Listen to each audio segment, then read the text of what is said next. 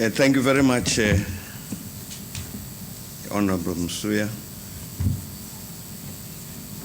Minister, and distinguished participants.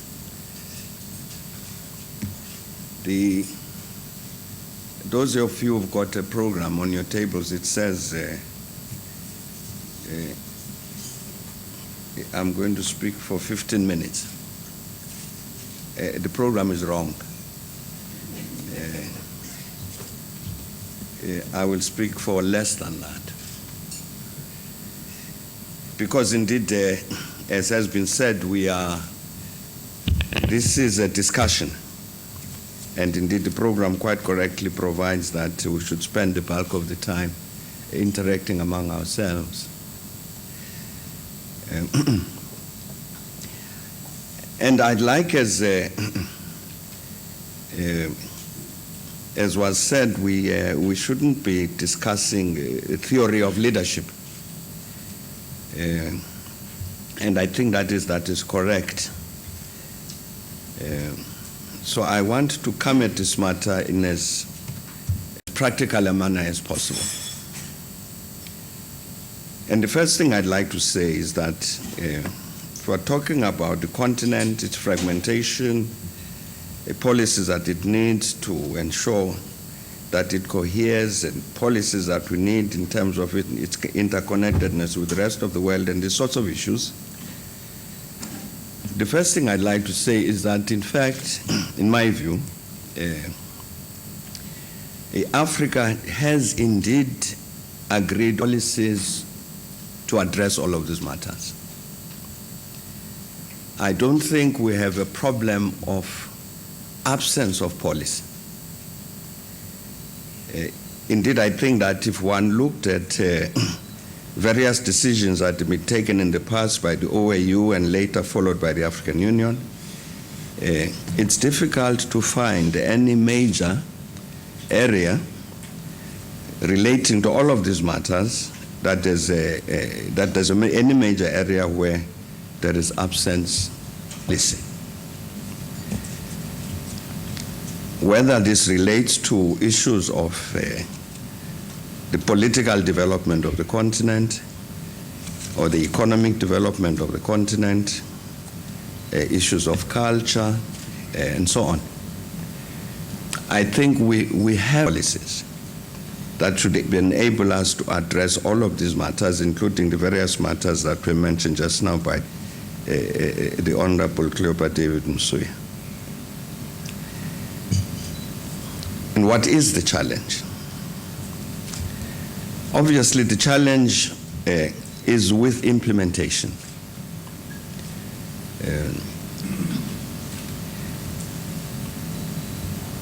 Just to mention one or two of these programs that I'm talking about. For instance, we have a very good, in my view, a comprehensive African agriculture development program. CADAP agreed in Mozambique in 2003. It is indeed a comprehensive agricultural development program, deals with all elements of agricultural development. It was worked on very thoroughly, very comprehensively, in fact, by all our agricultural ministers over a long period of time, working together with the FAO and organizations of this kind, and produced this program. But if you look around the continent as to what then happened in our individual countries, I'm saying the policy is there and it's agreed policy, then that's when the problem starts. When you look at the question of the implementation of that program. One can talk about many of these various policy positions that have been agreed on the continent, and as I'm saying, that principal challenge becomes this challenge of implementation. The Honorable Msuya mentioned just now the matter of proper resource management, which is correct and is a very important part, and indeed, as he said, the economic growth, the higher generally high and sustained growth rates that we have been seeing on the continent for some years now, indeed in good part are driven by commodities. And clearly, I think, as everybody recognizes, this is partly because of what's been happening with regard to the development of the Chinese economy. So anyway, it confirms the importance of these resources, raw materials, natural resources, their importance in terms of the future of our continent. And I think that it's inevitable that that will continue because indeed, as I'm told, for instance, with regard to the experience of Tanzania, it's inevitable that more of these natural resources will indeed be discovered and be exploited. So this becomes an important issue. The question then becomes, how do we manage these resources? Again, I'm saying that policy-wise, there are African policy positions with regard to this matter. Honorable Monsieur referred to NEPAD, indeed a part of that document dealt with this matter of natural resources. Again, you come back to the question that it's not the policy that's missing, it's what to do with the policies that we have. I'm part of a panel of the UN Economic Commission for Africa, which deals with the matter of illicit capital flows out of the continent. We are supposed to have a look at this matter in order to make recommendations as to how the continent might deal with this problem. Because the estimate is that Africa loses at least $50 billion a year through illegal export of capital from the continent. And whereas it might get something like 25 billion a year in terms of this development assistance, I'm saying it loses double amount through the illegal export of capital. And as we are looking at this matter, it's quite clear that a lot of that illicit outflow out of the continent arises because of the poor management of our natural resources. Big seepage of capital that the continent needs occurs because of this poor management of our resources. But I'm saying that we do actually have policy positions adopted at the continental level to address all of these matters. What is the problem? I think part of the problem is that indeed the continent meets, looks at these various matters, takes generally very good positions in a whole variety of things, but these programs don't get internalized in our individual countries. They remain in Addis Ababa, but make no impact in terms of what we then do in our individual countries. Indeed, I've been told that in some countries you would find that governments don't even know what has been decided because Minister Member here goes to Addis with the President Kikwete. Matters are discussed, agreements are reached, he comes back, they report. So the Tanzanian government is familiar with, might ask itself the question, all right, we've taken these positions, what do we do? But then you have Thabo Mbeki who goes to Ababa, goes with the foreign minister, decisions are taken, and doesn't report back. So the South African government doesn't know that these are policy positions they've taken, and this is a problem. It's a problem that I'm saying the problem of the internalization within the African continent in each of our individual countries of these decisions we take, which provide us with the policy framework to address all of these matters that have been mentioned about how do you respond to the fragmentation and this and that and the other. The question is why? Why does that happen? That you actually work on these policy positions, but they end up there. Is it a weakness of the governance system?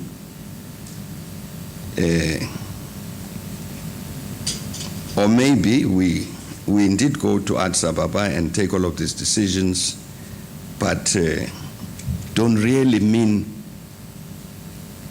that we actually agree. But we do it as a matter of formality because all of us are there. But I'm saying that it's a question, if we're talking about the issue of strategic leadership for Africa's new renewal, we've got to say, you've got these policies for renewal. Why is the same leadership that is adopting those policies not implementing them?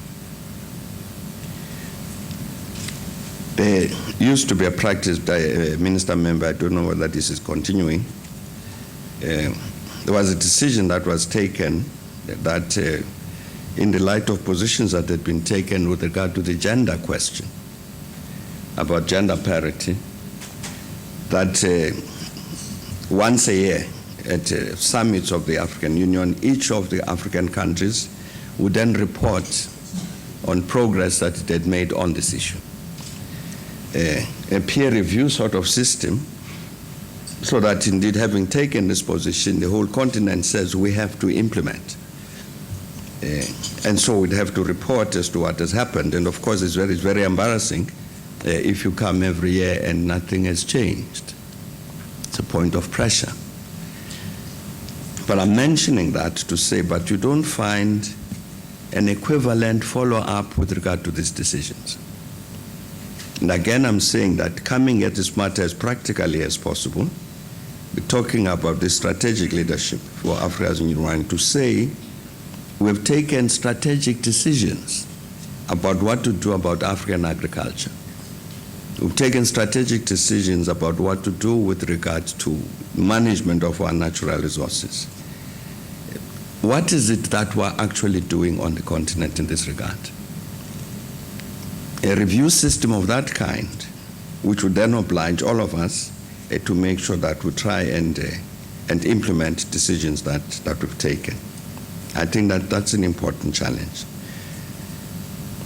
I think the experience with regard to the implementation of the African peer review system, the implementation of that review system showed that this thing could work. Because our peer review system, as you know, reviewing each country, at the end of that work that would have been done, then the peers would get together and having gone through the reports and so on, and then sit with their peer and say, look, it is clear the following things. For instance, I can remember that the peer review that was done of Kenya actually did say that if certain matters were not addressed in Kenya, like this and that and that and that, it was quite likely that in the next elections there would be a lot of violence, as there was. But we sat with President H.E Thabo to go through that review system and discuss these things and said, look, this peer review says like this and that and the other, and therefore we as your peers suggest to do the following. So what I'm saying that I think that that's another element in terms of leadership on the continent that needs to be addressed. We having agreed on these various policies, what then do we do to make sure that these policies are implemented? And the last point I'd like to make is that maybe not the last point, second last point. Let me say on this aid issue. Yes, indeed, it is true that there are these divergent views about aid. I've said one of the things that we have really must do is to deal with this issue, this problem of the illegal export of capital from the continent. It's a major problem. But we also got to deal with other matters. Some years back, for instance, we were saying that many of our countries on the continent have got pension funds, government employees' pension funds. I know one country, for instance, which has such pension funds, and at that point, this is maybe 5 years ago or so, they were advised by European fund managers about what to do with this money, and took out a lot of money. As a consequence of which, I'm saying at that time, they had something like $5 billion invested in the London Stock Exchange. Because the fund manager says level of risk on the continent is too high, better park your money out there. Now that can't be right. So we're saying that why don't we put together some of these African pension funds, put some capital from there together to help to finance these development programs that we've agreed. And we battled for a long time we aimed at getting $1 billion, its capital. I think we ended up at something like $600 million. It's difficult.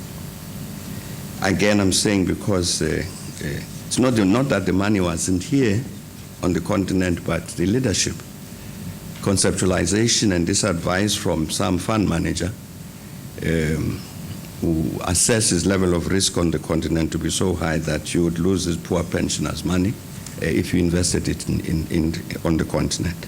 There are matters like this that we need to address. But also I think that we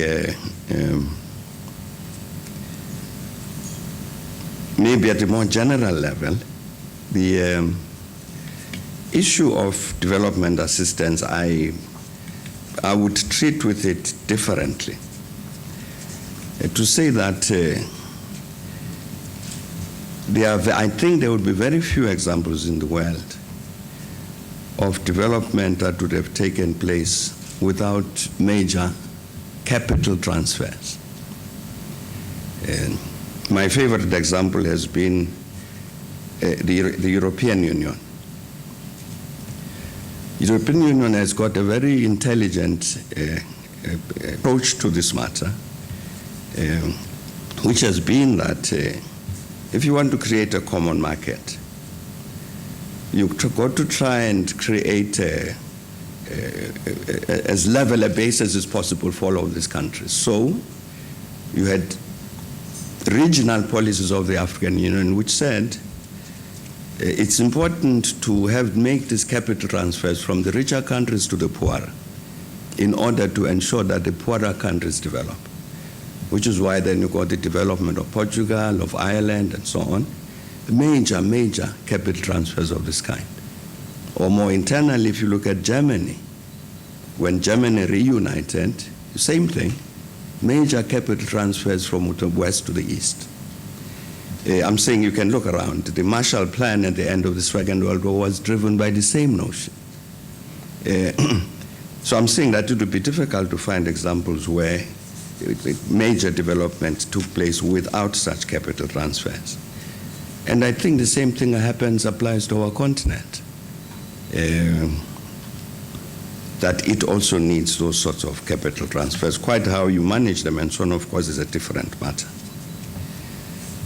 But so I think that the manner in which this matter has been put about the role of aid, I think misses this larger context. The last thing I was going to say is I think that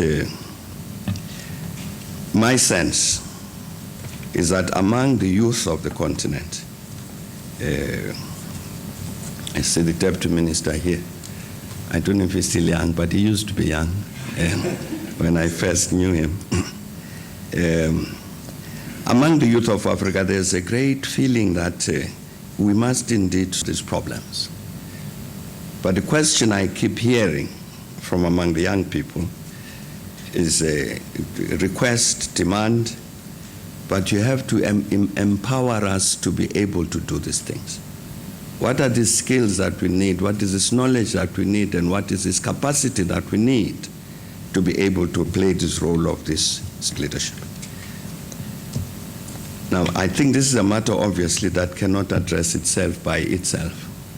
It needs a conscious intervention to respond to this, so that then indeed you have this generation of the January Makambas, you have this generation which is inspired, which understands, knows what these policies are, knows the challenges that we have faced, begins to think itself as to how to overcome those challenges. I think that conscious intervention becomes necessary, so that you then build this younger cadre, because Judge Warriova might say, no, I've studied enough, so that you have this younger cadre then which is able to address this challenge. But I'm saying again, finally, Honorable Msuya, it's not a problem of policy. It's a problem about what we do about ourselves to implement all of these things on which we've agreed. And the question we must answer is, why are we not doing it? Thanks.